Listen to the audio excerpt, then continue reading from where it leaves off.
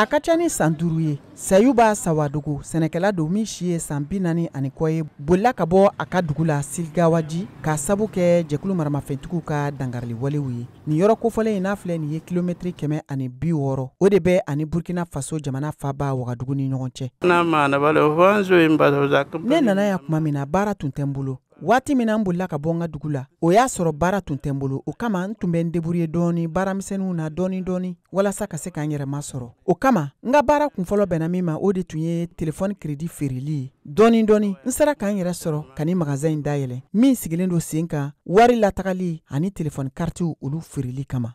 Ka kɛ ni nin gɛlɛyaw ye n ka ɲɛnamaya yɛrɛ taabolo la walasa n ka se ka n ka ɲɛnamaya taabolo layiriwa ani fɛnɛ ka se ka n ka denbaya dahirimɛ sɔrɔ o mɔgɔ hakɛ ye mɔgɔ 7 ye. Nin cɛkɛda kofɔlen in n'a bɛ wele ko Sahib Money sera k'a yɛrɛma sɔrɔ ka bɔ dɛmɛ ɲinini na maa wɛrɛw fɛ. Ne sera ka nin koɲɛ in ladilan ni Wagadugu duguden dɔw ka dɛmɛ ye. A ka jijali sera ka nɔba de bɔ o de y'a to bi Sayuba jatilen don i n'a fɔ jagokɛlaba an ka sigida la yan Tangli.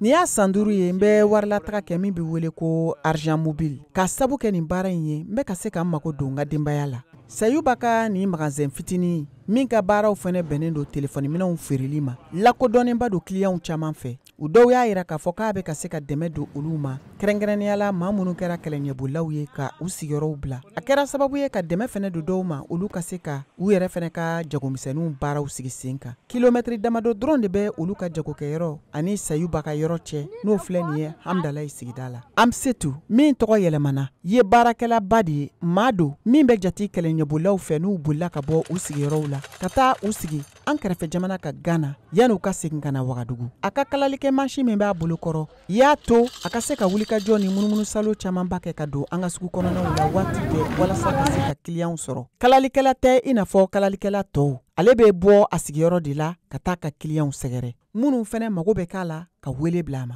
N seginna ka na Hamdalaye n bɛ finikala de kɛ o y'a to n ka se ka wari sɔrɔ k'an mago don n yɛrɛ ka musaka misɛnninw na ani ka denbaya musakaw sɔrɔ. N bɛ mansin finikala dɔn kosɛbɛ ni n tun bɛ se ka yɔrɔ kɛrɛnkɛrɛnnen sɔrɔ ka sigi o yɔrɔ la o tun bɛ sɔn ka fisaya ne ma kosɛbɛ wa a tun bɛ sɔn ka kɛ sababu ye n ka se ka complet kelen kala tile o tile. N mago b'o dɔrɔn de la. Ale ani a kɛrɛfɛmuso min filɛ a kɛrɛfɛ nin n'o ye yiriden feerebaga ye sera k'a ka yiriden jagofɛn bɛɛ lajɛlen feere tile kɔnɔ. Ni muso 2 bɛɛ lajɛlen ye kɛlɛɲɛbolaw ye minnu bolila ka bɔ u sigiyɔrɔw la u bɛ baara kɛ ɲɔgɔn fɛ waati dɔw la walasa ka se k'u yɛrɛ ka musaka misɛnninw sɔrɔ tile kɔnɔ. U bɛ wuli ka taa ɲɔgɔn fɛ yɔrɔ ni yɔrɔw la ka taa u ka baarakɛtaw kofɔ. Ni maa 2 kelen don k'u bolo di ɲɔgɔn ma kosɛbɛ a ka nɔgɔn an bolo k'an bolo di ɲɔgɔn ma ka wuli k'an ka gɛlɛyaw kunbɛn diɲɛ kɔnɔ ani fɛnɛ ka wuli ka kɛlɛɲɛbolaw ka gɛlɛyaw kunbɛn.